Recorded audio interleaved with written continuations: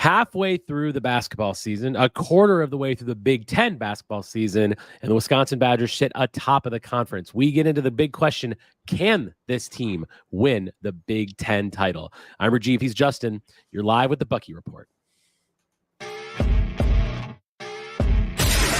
Welcome to the Bucky Report, your destination for all things Wisconsin Badgers. Authentic takes. Oh my God. Game analysis. Touchdown Badgers! Ring one up! And discussion from the fan perspective. Woo-hoo! Thanks for joining us and on Wisconsin.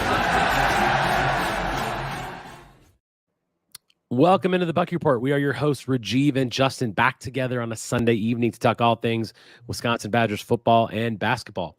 On the show today, we give our three big takes of the week. We get into the Ohio State Northwestern basketball games and answer the big question, are we now the favorites to win the Big Ten championship? Which we'll love that discussion. We're going to do a little mid-season review with our weekly superlatives. And then, of course, last but certainly not least, the transfer portal continues to be active. We got some new guys to talk about come into Madison. We are at the Bucky Report on Twitter, YouTube, and wherever you can get your podcasts. If you like what we're doing, hit the subscribe button or the follow button so you know when we make new content.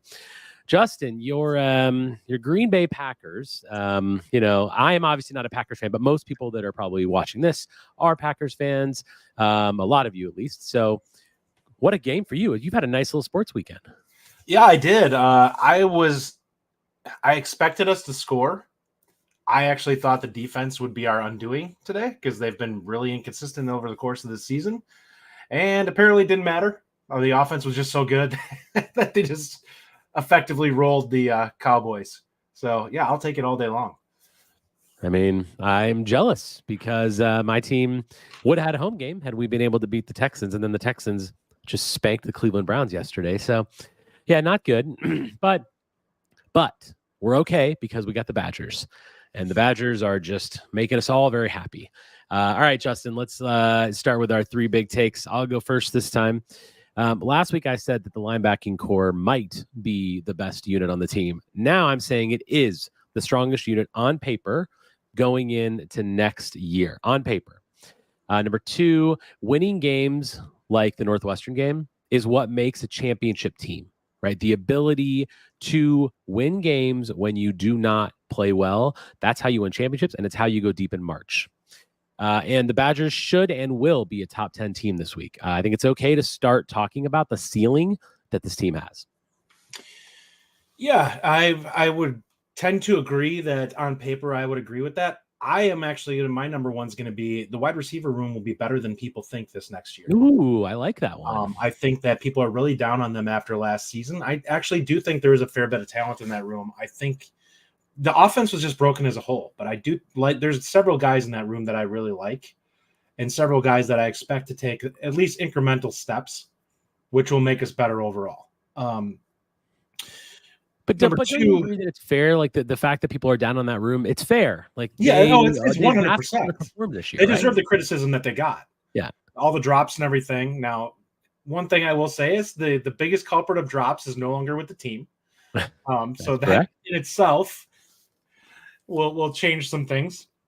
All right. What's your number two? Number two, my biggest takeaway from the Northwestern game and actually follow-up is that needs to be a learning experience for this team. There were some things that I didn't like that I saw in that game that I think against a better opponent, we're walking away with a loss, and I don't want that to happen in March. Okay. And number three, I think that we have a chance at a 2 seed, and I think it's a legit chance at a 2 seed, and I'm really liking where this team is headed long term. I mean, it's hard to argue with any of that stuff, man. It really is. Thank you all for those of you joining us live, and if you're going to listen to this later, we really appreciate everyone's support. Let me get a few comments up here and say hi to some people. Dark Ray, good friend of the show, always someone who's with us. Says let's go. Matt Van Grinson says a flip in the portal as well. Yep, we're going to talk about that flip in the portal. JR from the Big Ten Huddle, friend of the show. Tacket Curtis is going to be a very good linebacker for Wisconsin. Most definitely he is. So, Justin, let's start here. The basketball game. I'm sorry, I'm having a... Yeah, okay. So we had 2 wins this week, Ohio State and Northwestern, and we sit currently 5-0 at the top of the Big Ten. What are some of your likes, dislikes? We'll start with the Northwestern game. I know that we're looking at this through a bit of a different lens. So tell me your ultimate thoughts on the Northwestern game and kind of where we sit now. I was pretty harsh on them in this game, and Ryan and I talked a little bit about it because I knew I wasn't going to be able to make it onto the reaction show. Yeah. There were some things I really didn't like about it. And a big one of them is that Northwestern was doubling heavily anybody that caught the ball in the paint.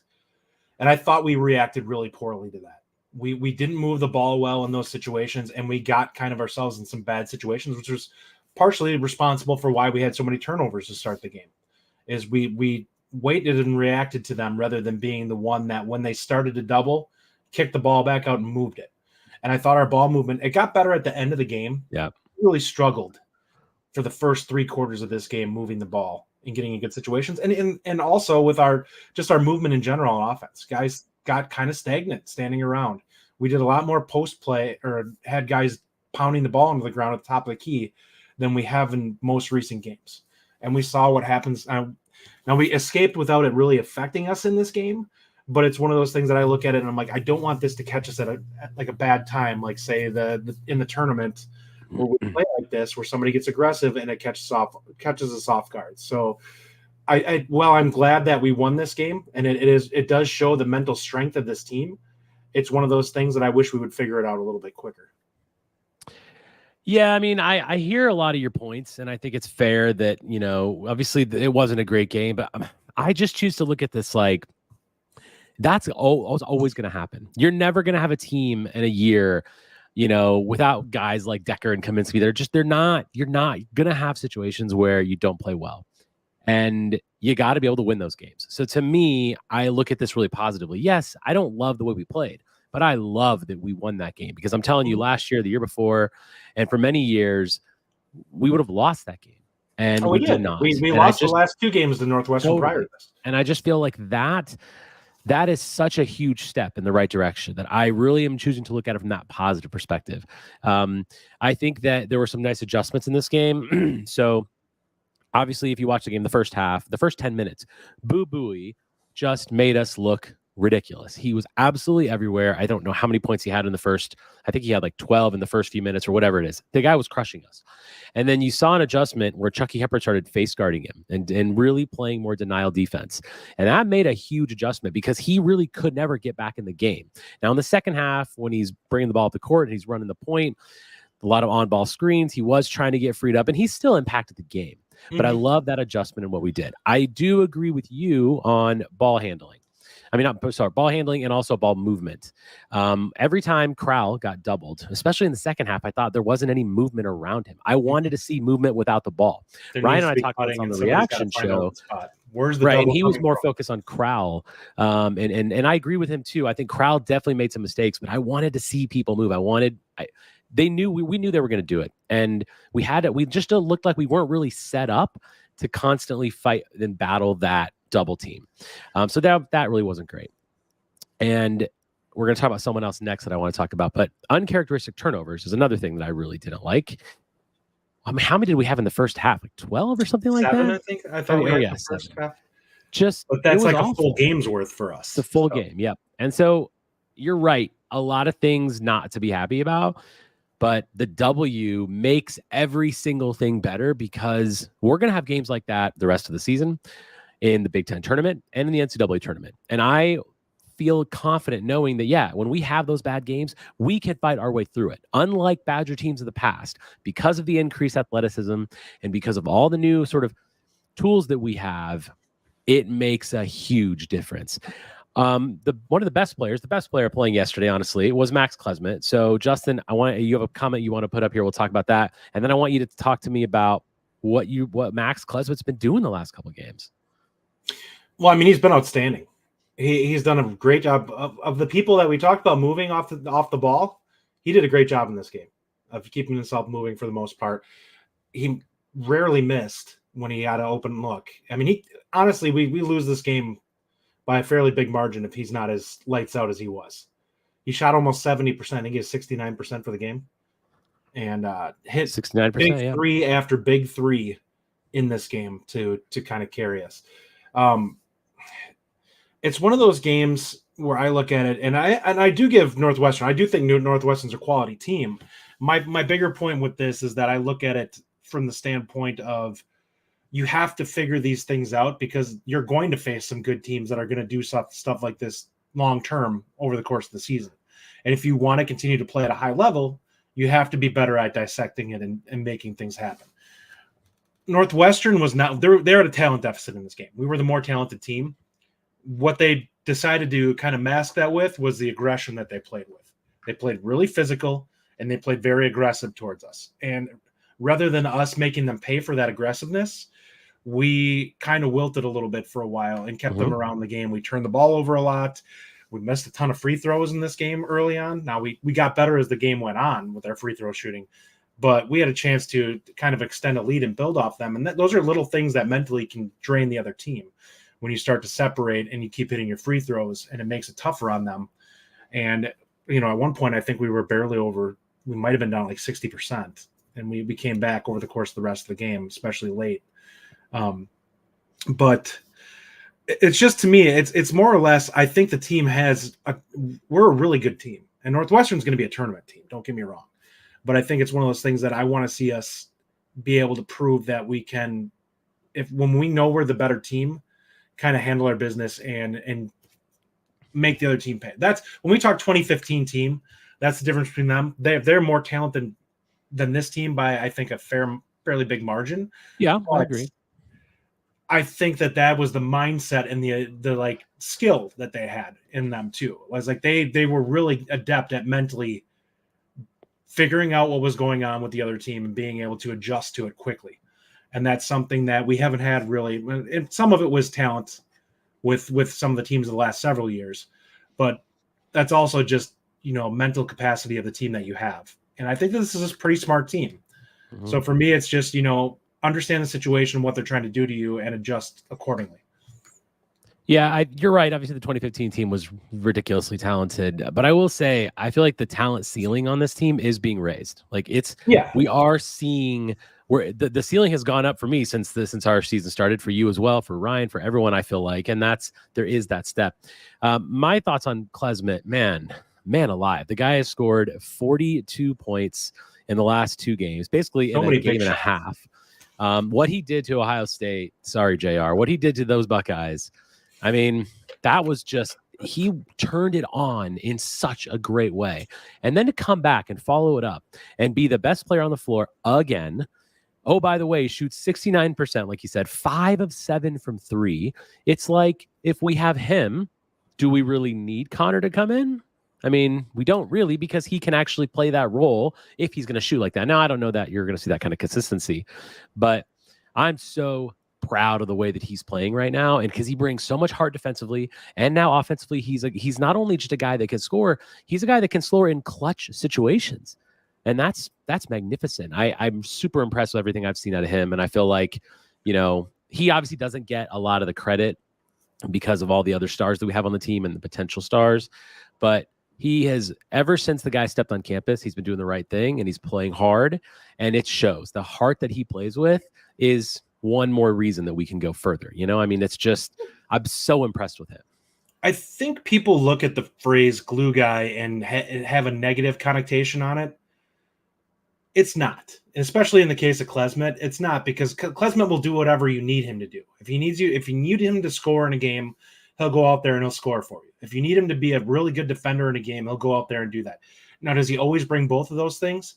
Not necessarily.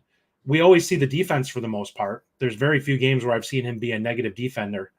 But overall, he's been really good for us on that end of the floor. And there's been quite a few games where he's picked us up offensively. And I think part of it is when people start jawing with him or getting into him, like, his game comes around. Like, he's one of those guys that likes when the game gets that way.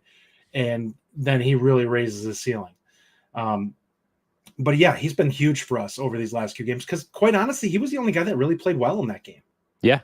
There's nobody else that I look at and I'm like, he was real impressive. Now, there were little, spots where people made big plays. Chucky taking that one on the fast break where he just flat out went over a guy.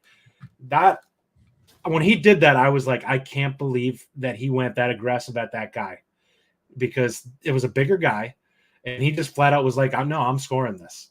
And I was like, okay, if that's the way we're going to play, I'll take it. I like it. Let's get a few comments in here. Adam Otto says, I think if we play Arizona again, we beat them. They're struggling a little bit. Yeah, they are. Dean Storm, Max is playing with such confidence, which they lacked last year. JR from the Big Ten Huddle says, it's okay. It's January. Buckeye fans know what Holtman does then. Dark Ray, Klesmit is a more efficient version of Brad Davison. He's been so good. I feel like it's a fair point. I mean, from an offensive perspective, he is more efficient. I think Davison is always going to have his place with hustle plays and everything that he did defensively, which Max is similar, kind of in that lane. I think in regarding that situation, Brad is kind of unfairly criticized because he was required to be a scorer for them. Klesmit has the advantage of not necessarily having to do it in some of these games. And because of that, if he's having an off night, he can just continue to move the ball and get others involved. Whereas Brad really didn't have that luxury. Like, there was nobody else. It was him and either one other person normally on most of the teams, whether it was Reavers or whoever else. They really struggled if he wasn't hitting shots. They didn't have the other guys to kind of backfill his scoring. Yep. Well, let's get into the big question of the show, Justin. Is this team the favorites to win the Big Ten? If you're watching on YouTube, I'm going to be putting up some Big Ten standings. If you're listening to this on a podcast, we'll definitely talk our way through it a little bit. But here are the current Big Ten standings right at the top. Sorry for the spacing on the top line, by the way. We sit Wisconsin 5-0, 13-3 overall. And after today, Justin, we have a 2-game lead over anyone else in the conference after Illinois' loss to Maryland today. I mean, look, when you're 5-6 games into a season like this and you've got a 2-game lead, we have 15 games to go. I'm by no means saying that it's going to be easy, it's going to be difficult, whatever it is, but Purdue is a great team. Illinois is a great team that has super good athletes, and Hawkins and Guerriere and all these guys. And, we've seen even teams like Northwestern, even teams like Ohio State, you can lose any game in this conference. Until today, the top 7 teams were 18-0 at home until Illinois lost to Maryland today. Like, it's really, really hard to win. Are we now the favorites? Like, do you now say that we should be winning the Big Ten Conference, Justin? I don't quite yet. I still think it's Purdue. I just think they're the most dominant team, and they showed that. They just blew out the last team they played. Now, they have a bad habit of coughing up games that they shouldn't and not bringing their A game, but they have the most dominant group when they're on. So I still, especially with us still having 2 games against them, we could very well get swept by them, which is going to give them the title. So until we get a little bit more room between us and them, it's hard for me to say that we will. And I still think there is a chance with this team because we have a lot more room for error than we have in prior seasons. We kind of showed in the Northwestern game that we're capable of having an off night with several players at once. And that's not necessary. It's nice that we have the depth that as long as somebody can come around, we're in good shape. But I don't like seeing prolonged slumps from Storr right now. And because I do think he's one of the few guys, like in a game like this, we're going to have more games. Like what we saw from Northwestern, other teams are going to try doing to us going forward. Yeah. Because they're going to look at, hey, they really didn't handle that well. We're going to have to prove that we can do it going forward. He's got to be more efficient. He's got to make teams pay a little bit better. And now he rebounded a little bit in the second half, but he hasn't been super strong the last couple of games and from an efficiency standpoint. And that's been a problem. Like he's got to find easier shots, whether it's attacking in the paint. Like I'd rather have him miss a shot from 3 feet away than jack up a bad turnaway jumper from, 20 feet out. Yeah. His shot selection definitely has to improve. And I think we're seeing a bit of an evolution with him. But I'll tell you what, we'll always take that athlete though. The things that he brings is so incredibly exciting. He's our X factor. I mean, he is the guy that can do something that nobody else can do. 100%. So I think that I agree. We're not really the favorites right now, but I will say this. I absolutely think we can win this conference, which I definitely did not say a few weeks ago. And yes, it is because Purdue is now lost to Nebraska and was it Northwestern? I think that's the other loss. And look, and we know those teams are not easy to beat. We're going to see that a lot coming forward. So the way that Nebraska played Purdue and the way that they really frustrated Zach Edey, like you said, Northwestern's going to do that to them. They're going to do that to us. A lot of teams are going to figure out the blueprint to beating Purdue. And there's going to be people finding out the blueprint for us as well. Obviously, we've lost some games, but there's really no reason to think that we can't. And yes, we obviously have to sweep Purdue. I mean, not sweep Purdue. We have to split. We're going to need to win one of those games. And that's in the last game of the season, by the way, is against Purdue. So, I mean, that could be for the Big Ten title right there, which that's tough. I'm hoping that, Edey gets into some foul trouble and then they can drop a couple more. But now a 2-game cushion is a 2-game cushion, Justin. That's really good. So I think they can get it done for sure. What would you say will stop them from actually winning the conference? What's going to be the one hindrance to us getting this done? Well, I mean, Purdue is going to be a problem. Illinois, I think, could still do some things. Like the best version of Illinois, I think, is better than us. Now, I don't think that they can play to that ceiling remotely as much as we can play close to ours, which is why I'm not really that impressed with Illinois. Like athletically, they're superior to us from a actual skill standpoint and from a mental standpoint. I think we're a better team. I just think that we do the little things. We play. We're the San Antonio Spurs, and they're like the Oklahoma City Thunder back in the day.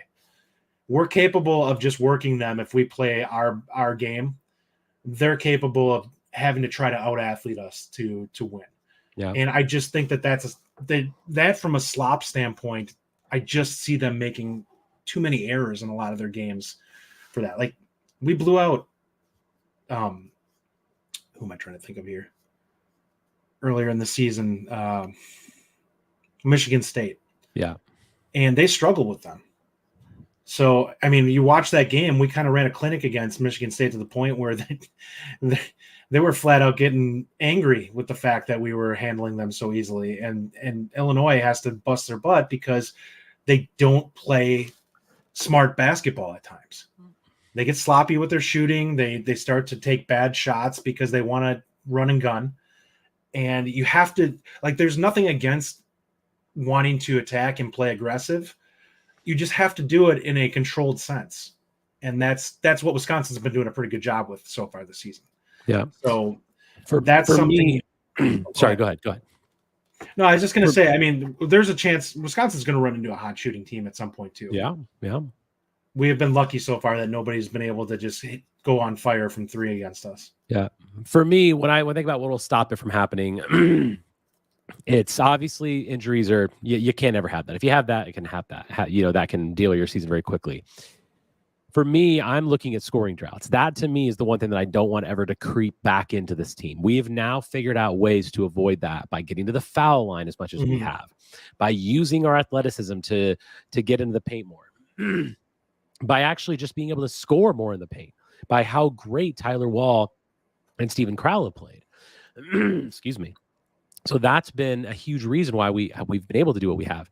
That will get us there. And the other thing is, if you see a drop in our defensive intensity, that can derail our season because the way we've looked since Providence is how we have to continue to look. And we need to be that tough defensive team that people have come to expect and come to know from us, which hopefully it remains that way. What must we do to actually win this league? What's it going to take specifically from us to get this done? Well, we need to continue to be as efficient as we've been on offense for the remainder of the season, and the defense has to really be able to keep people out of the paint. I feel like most games we'll be able to win if we can control the paint. We've done a really good job of rebounding all season long. That game against Northwestern was a little bit closer in the rebounding battle than I would have liked to see it. They didn't have a huge game themselves, but they kind of controlled us too. We'd more or less traded off back and forth where it was even. And that's a game where I would have liked to have seen us have a more dominant streak because we were more athletic than them. Their bigs were pretty. I mean, the guy they had was kind of a brute. What was it, Morrison? For them.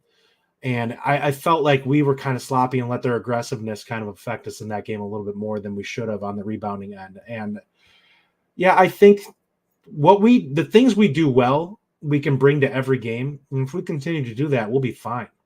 Like I think we're capable of being efficient enough offensively that like I said, most of the games we'll be able to pull away just because most of the teams can't get good enough looks to be able to stick with us. Right. Yeah. What must we do to win the league? For me, keep going to the foul line, right? Getting that, taking, you've said it a couple times on here before, making more shots than your opponent attempts. That's going to be big for us. And we know we're doing there.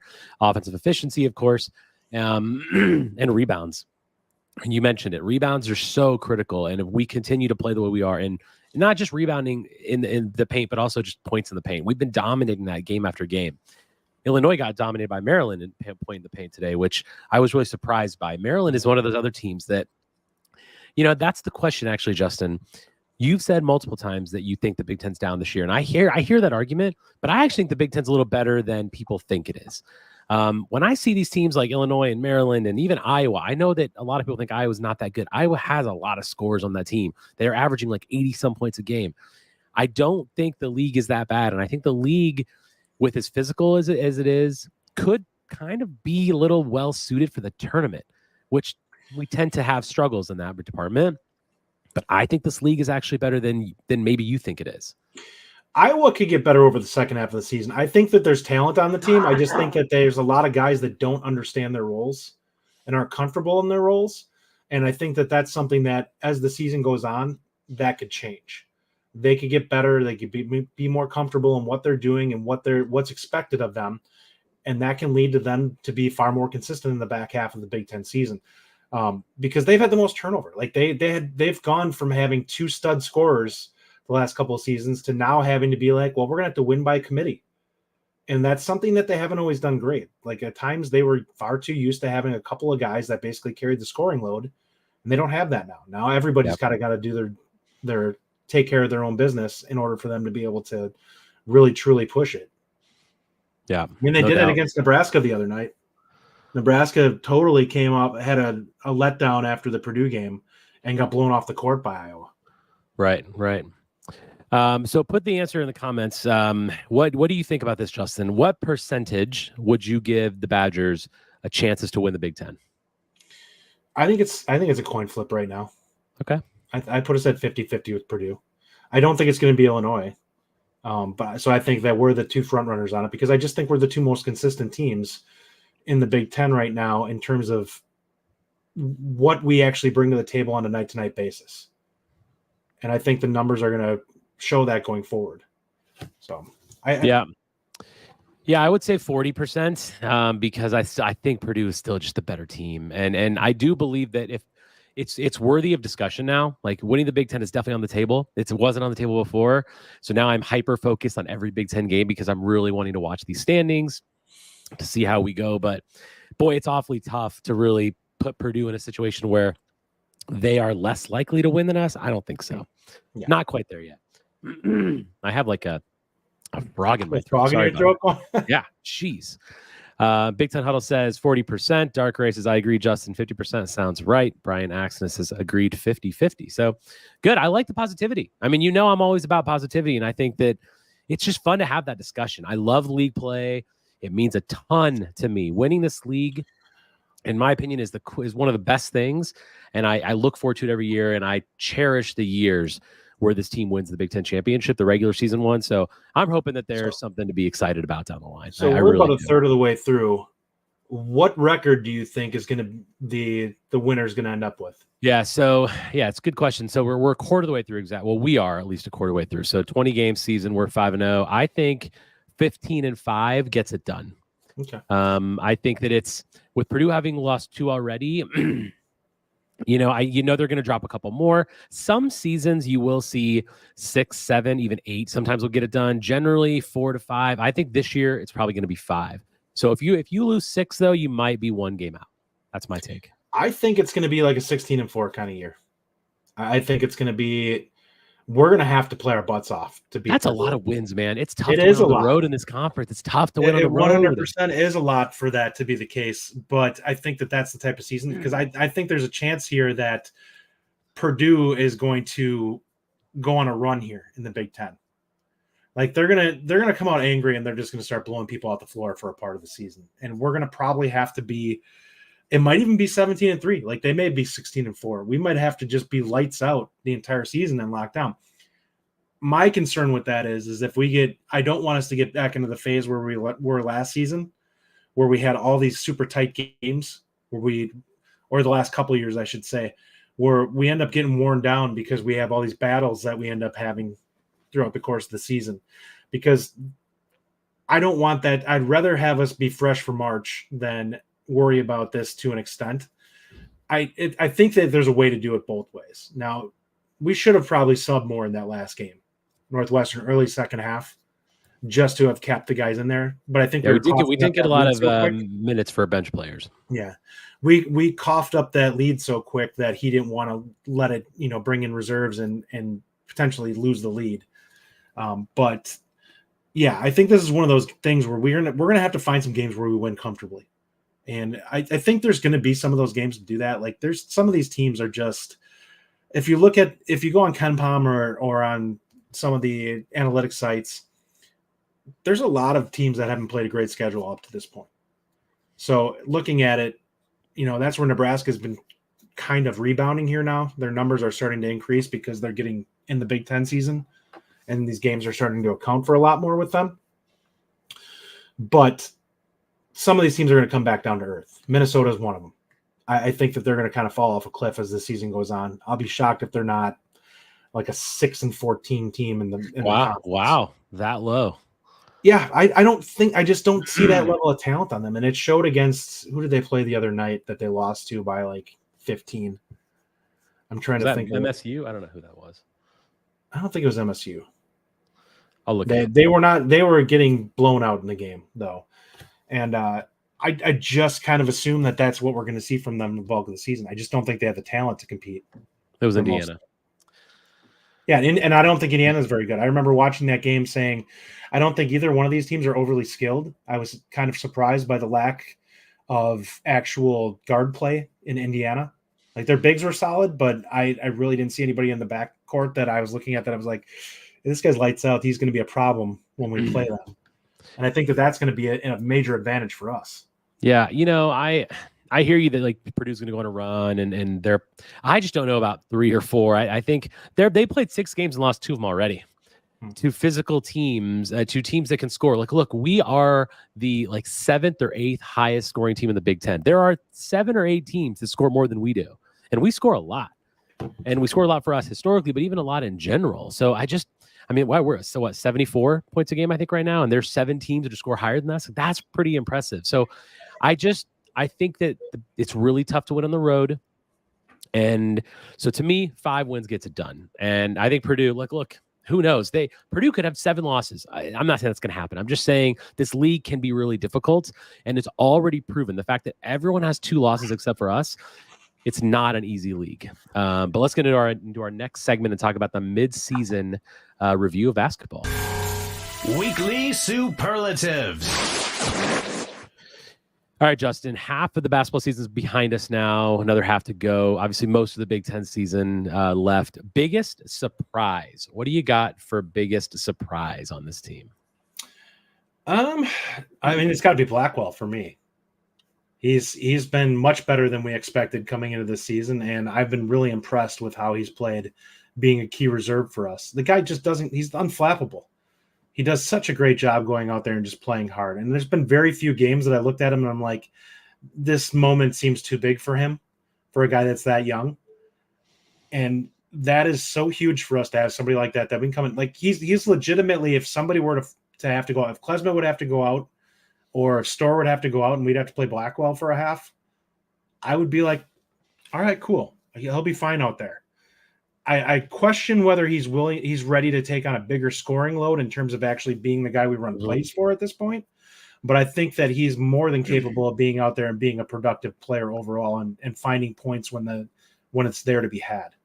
Yeah, that's a good one. For me, I didn't go with a player. I actually went with two, but foul shooting. The fact that we're getting to the line as much as we are and making them, and Tyler Wall's little high arc foul free throw now, that has been a silent weapon for us. I mean, and not really silent because we talk about it, but it's really helping us get through. My other kind of half surprise is our lack of scoring droughts. Well, it helps you separate. Totally. I mean, it's just, and it allows us to break runs It allows us not to go through long droughts. It allows us time to, like every single thing that we need to have happen is happening. And foul shooting we don't talk about it enough. And we're making the shots and we're getting the line. We're creating those situations where we get fouled. Foul trouble for the other team, like Northwestern had in the first half. And that's a big deal. So that's my biggest surprise. Biggest disappointment for me, I'm going to go with Connor just because it's been such a tough season to watch him get barely any minutes. And they're increasing a little bit now. He's up to, I think he had 11 in the last game. I hope that we continue to see him. I hope that he comes in and takes off in a game and drops 18 because he made 6 threes or whatever the case is.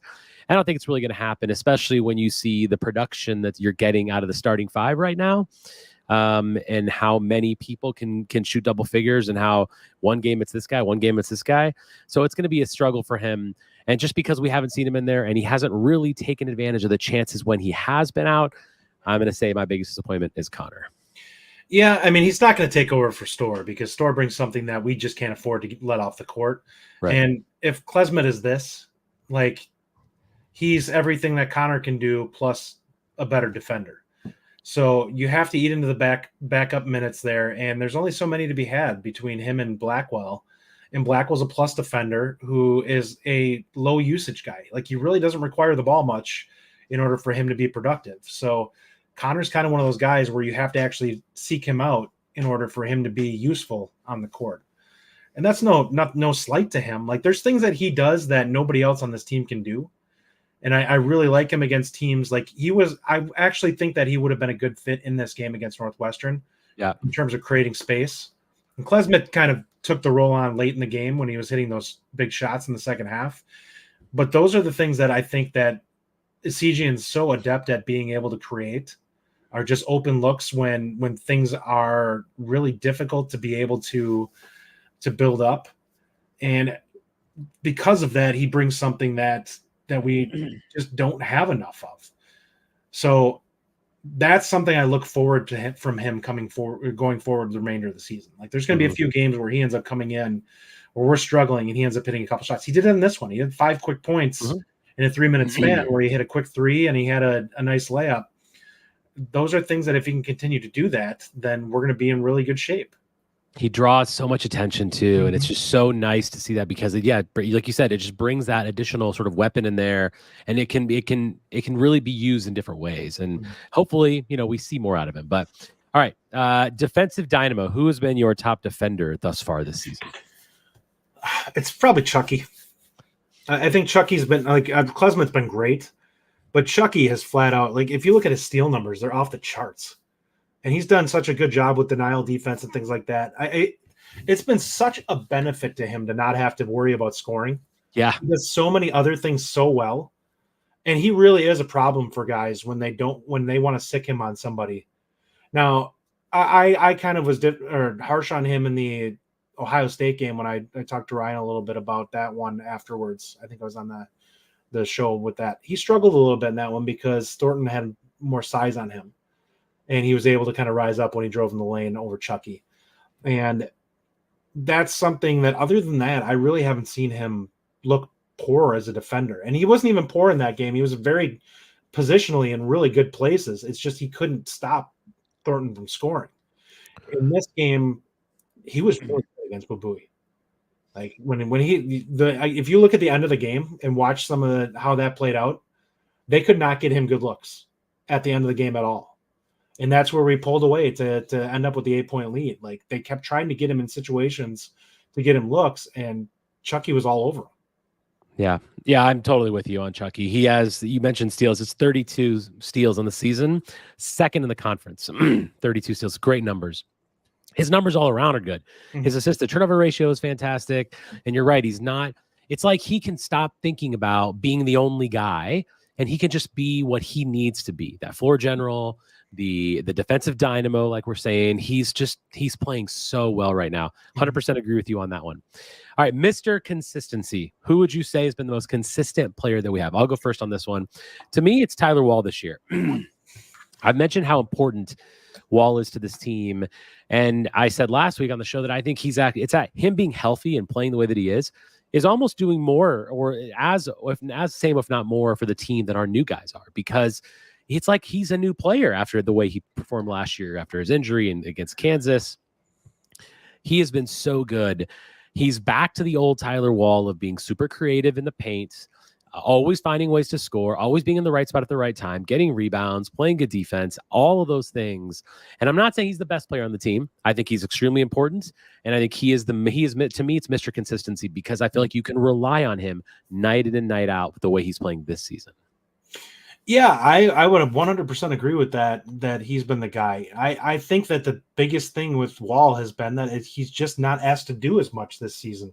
Mm-hmm. He's not a focal point. And there was a moment in this game, and it was one of the moments that I actually got angry, because when I was talking about guys pounding the ball, there was a moment where Wall now he got a good position to take a shot, but he held onto the ball for like 15 seconds of the shot clock trying to work his man. And I'm like, you can't do this. Like, this is like, I don't want you searching out a shot that isn't necessary because you feel like you have to pick something up. That is when he's at his worst. When Wall feels like he has to create offense, it tends to really drag down everybody else because the ball's not moving. He's just sitting there doing it. And he's so effective when he gets the ball on the move that I'd just rather see him in those situations because he's such a good scorer in that situation. But when he's a ball stopper, I just don't love watching him on offense. Like, bad things tend to happen when that's the case. And look at how much better Hepburn and Wall, both guys that we just mentioned, have been playing because they are they're not being asked to do so much. And it's like, that's why you've seen such a jump from where we were last year to where we are this year, because all of a sudden those guys get to be their best player, the best version of themselves. That's what we're seeing out of those guys, Hepburn, even Crowell, and Wall. So I just feel like with the addition of Storr and Blackwell, everything is just getting easier for so many people. It's great. All right, Justin, give me your team MVP of the first half of the season. Honestly, it's kind of a tough one. This is tough. It's probably Crowell and Hepburn so far this season. I don't know where we would be without Crowell.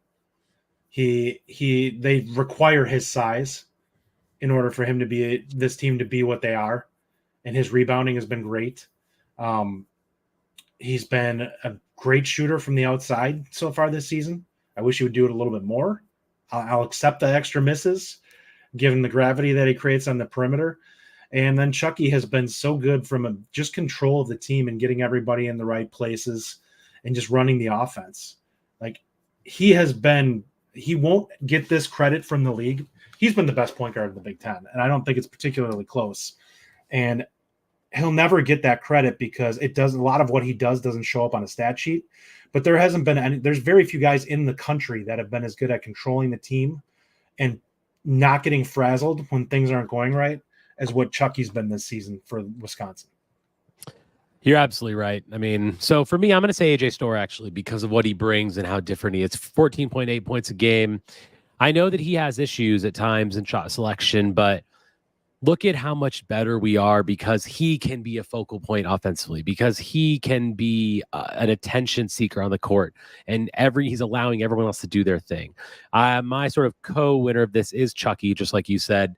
It's just 3.3 assist to turnover ratio, which is third in the conference. Everything he's doing is really strong. But I still got to go Storr because he brings something that no one else has. And that's why, to me, if you take him off of the team, I think we definitely lose something. And you could say that about a lot of people. And I hear the argument about any of them. Even you could even say Craw, Wall.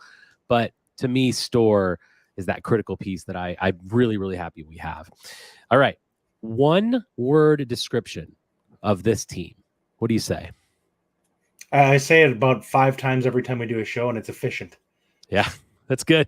They will absolutely grind teams down to a nub who try to stay with them because they'll just do what they do. And as long as they continue to do that, teams are going to get really frustrated with them and really struggle because they'll just continue to just cut you up. And because of that, teams rush shots. They try to do too much. It's kind of like what would happen against us when we played Arizona. We tried to play with Arizona, playing their type of game, and they just blew us off the court. Well, when you try to play with Wisconsin and play this efficient and you're not that efficient of a team, then you put yourself into bad shots because most of those guys aren't capable of playing that high of a level. They believe too much in their abilities and take shots that they shouldn't be taking. And Wisconsin does a really good job of getting everybody to a shot that is a good shot for them. Bo Dragon says Storr is the MVP. Will Cincy says Storr gives the Badgers a whole new dimension. So for me, my one word is actually dangerous. That's what I feel like this team is right now. We are dangerous. And yes, that's me saying that in March, we definitely have the ability now and have the ceiling to potentially be a Final Four team. We can do it. You either are or you aren't. You either have the ability to get there. And I'm not saying it's going to happen. I'm not saying it's going to be easy. It's all about the draw. It's about who's in your bracket, what the matchups are that you're playing. I mean, if you get a team that just matchups better, then we're going to lose. But we have the potential to be a Final Four team. And that's why, for me, dangerous. All right, last one. Second half of the season MVP. What do you think projecting into the second half of the season? Who are you going to look back to and say, yeah, second half of the year, last 15 games, this was our MVP? What do you think? It might be Klesmit.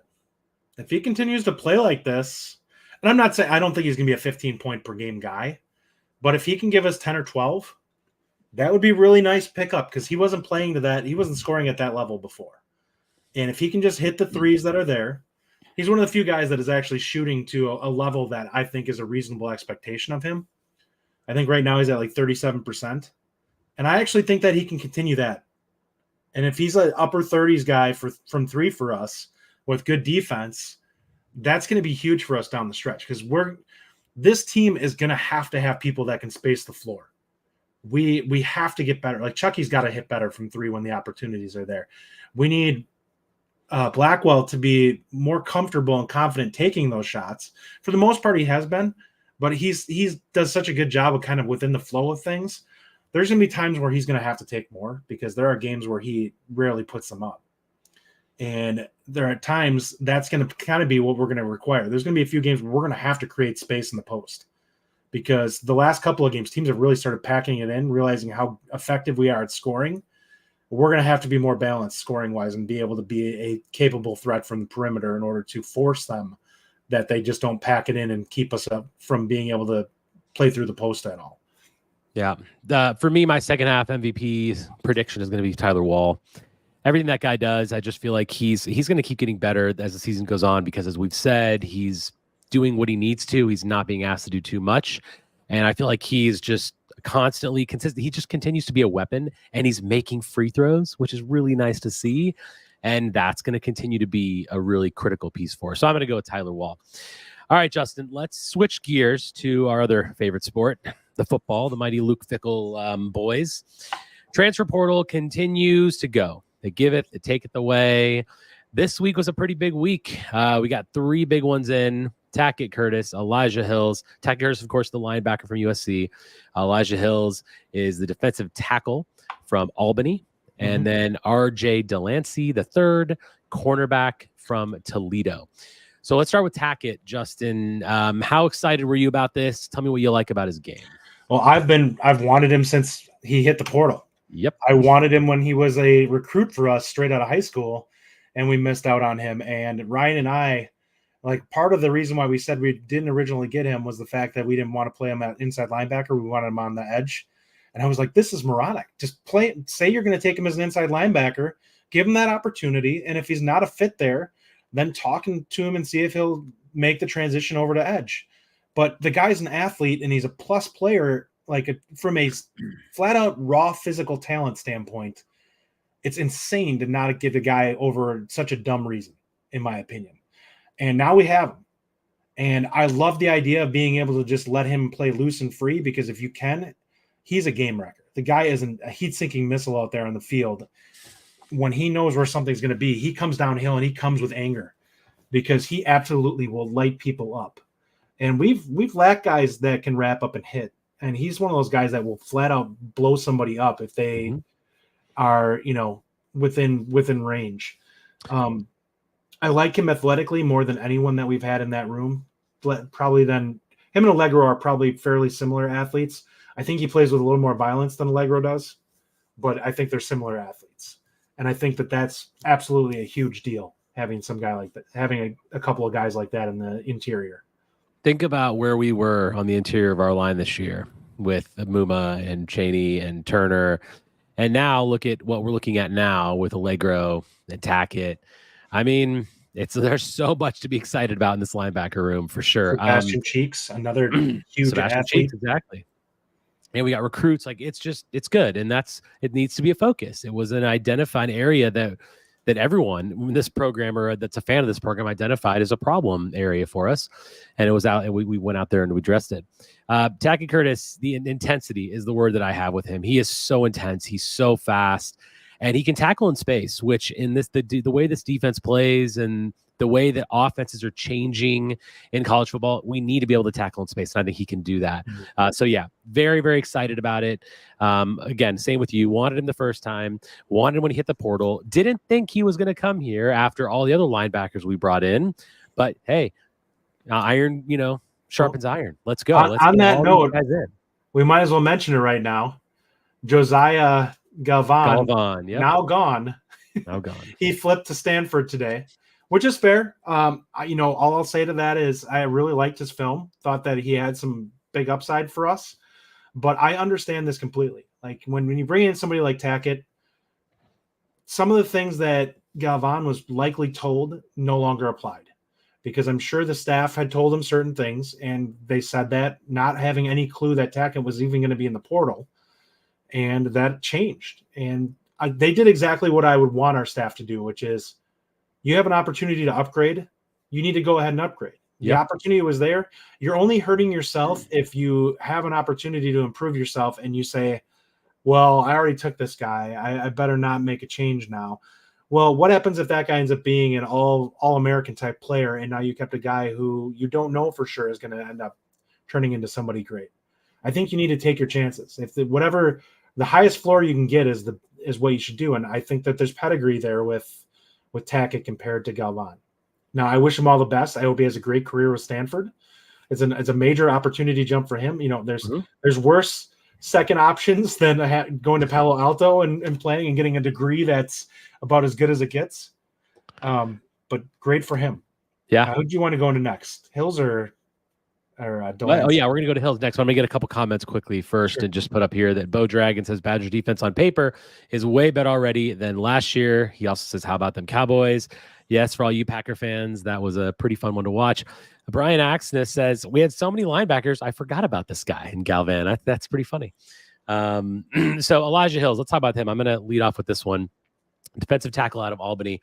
So the biggest thing that I see, Justin, is vision and feel. Okay, so on his film, you see that he keeps his eyes up. He's got good burst. That's number one off the line. And he looks strong. He's got a good frame. But I like that his vision's there. I like that he peels off of blocks well, and he can see the play, and he's keeping his eyes up. He's not just bull rushing forward. He's understanding the play, and he's moving towards it. You see a lot of plays on his film where he can actually get out into space, chase down the play, and I feel like that vision and feel is what we need. It's obviously a huge position of need, defensive line, specifically the tackle position. So, yeah, I'm very happy with this. Is it going to be a home run? We don't know. But I certainly like the athleticism that I see out of him, the speed, really like the vision and feel.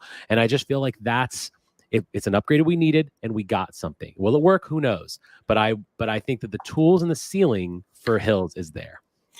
Yeah, I really like the biggest thing that stood out to me initially when I watched him was his burst and his ability to shoot gaps and be able to get through. Now, that was the one thing that Ryan and I kind of came down on him was I don't know for sure if it will translate from a strength standpoint coming to the Big Ten, because it is a significant jump. If it does, he has a chance to be a great player. And getting him with Brady Collins is going to do all in the world for him he'll probably play 10 pounds heavier. I wouldn't be shocked if they beef him up a good bit. He did reach out to Ryan and I after we talked about him when he committed, and said that the reason why his sack numbers weren't as high is he had two guys on his team that ended up combining for 29 sacks at the defensive end positions. Hey, if that's what it was, man, all the credit in the world. I 100%, because you can see it in the tackles for loss. He makes plays in the backfield. I'm not concerned with it. I don't expect him to come in and have 7 sacks. What I do want to see from him is I want to see him be a guy that's disruptive. Whether he gets home or not, it doesn't matter as long as it throws things out of sync for the offense. That's really all I care about. We did not have remotely enough of that this last season. I think he brings some of that. None of it. We had basically no disruption from anyone. He is the best athlete probably in that room from day one. And I say that not counting the two guys that are coming in, because I think Johnson and Willer are guys capable of being similar in that regard. But I think it's a lot to put on their plates to have high expectations for them as true freshmen. Can I just say, look at the influx of athleticism and what it did to the basketball team this year. Yeah. We've seen it. We've seen it. We talked about it. It happened. Now look at the results. So next year, think about the athleticism that Luke Fickell has brought in. And the entire defensive front seven is changing. And I love that. Not entirely, but certainly the linebackers are. And that is a whole new look, whole new level of athlete. And I think you're going to see those dividends pay off. The last one is RJ Delancy, cornerback out of Toledo. Give me your thoughts on RJ.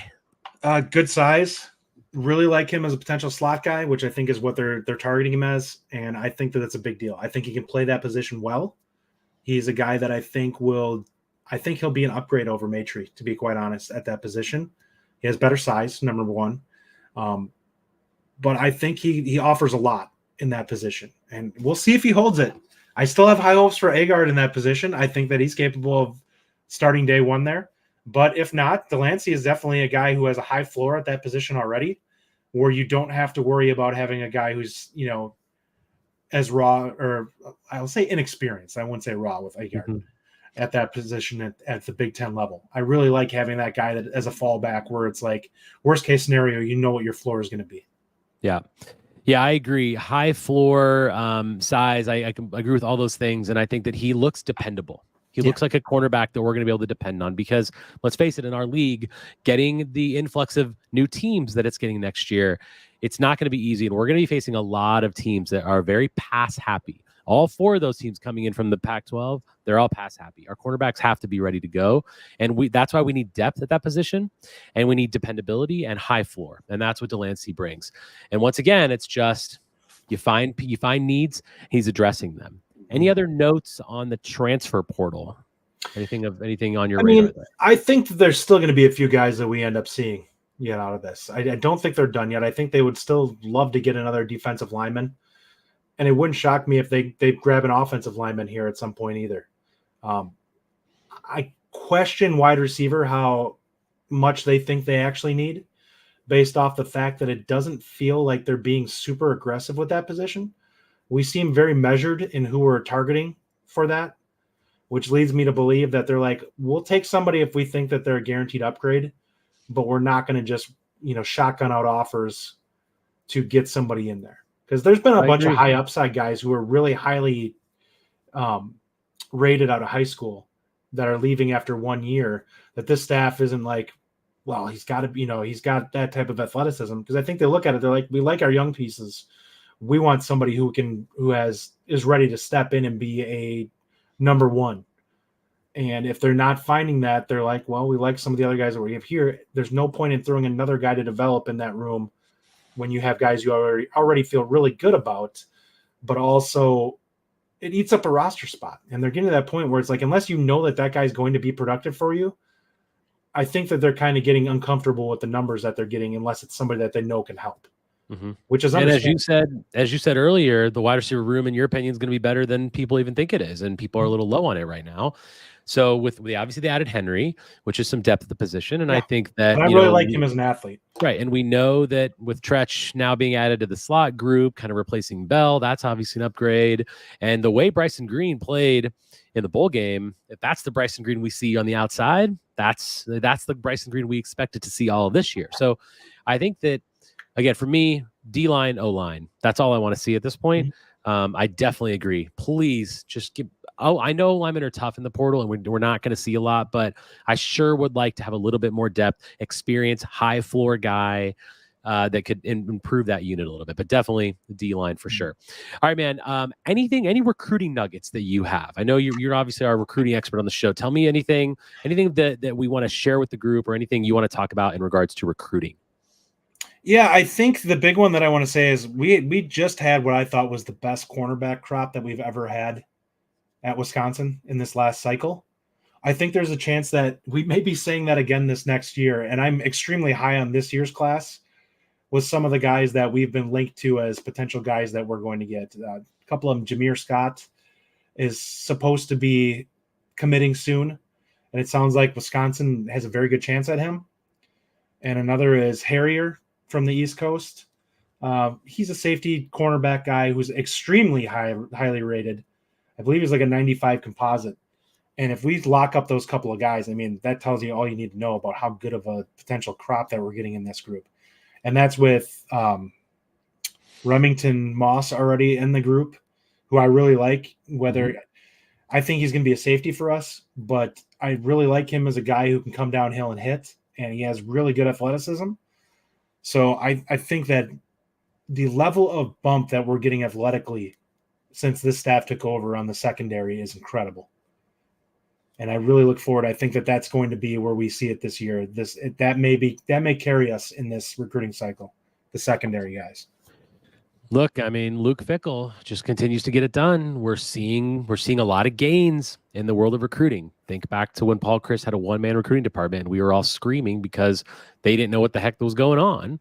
And look where we are now. We're attacking areas that we need, and it's so good to see. Mm-hmm. Question from Noah here, Justin. Do we think they want to see what Guyton can do with the talent already, the new wide receiver coach?